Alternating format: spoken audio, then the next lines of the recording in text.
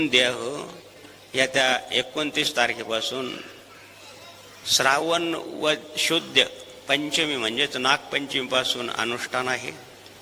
अनुष्ठान व्यवस्थित होण्यासाठी किंवा अनुष्ठान बाबाजींनी सांगितलेल्या तत्वाप्रमाणे होण्यासाठी अनुष्ठानार्थी काही नियम भक्तमंडळ होतं. बाबाजी असताना सुद्धा भक्तमंडळ होतं. बाबाजी गेल्यानंतर विश्वस्त मंडळाच्या सहाय्यानं भक्तमंडळांनी काम केलं. आतापर्यंत ते चालूच होतं. आता धर्माच्या काळात आता भक्तमंडळाची आवश्यकता वाटायला लागली, कारण आता आपला आश्रम जवळ शहराच्या जवळ आहे आणि जनार्दन स्वामींचा प्रचार आणि प्रसार खूप झालेला आहे. आणि म्हणूनच देव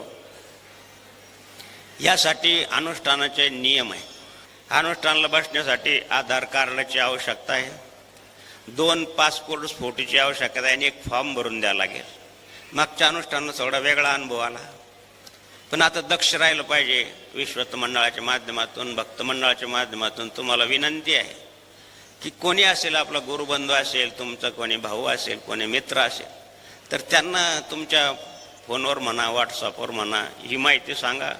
अनुष्ठानाला येताना आधार कार्ड पाहिजे, 2 पासपोर्ट साईजचे फोटो पाहिजे. अनुष्ठानामध्ये कुठल्याही प्रकारचं व्यसन करता येत नाही. अनुष्ठानाला दिलेल्या जागेवरच बसावे लागेल.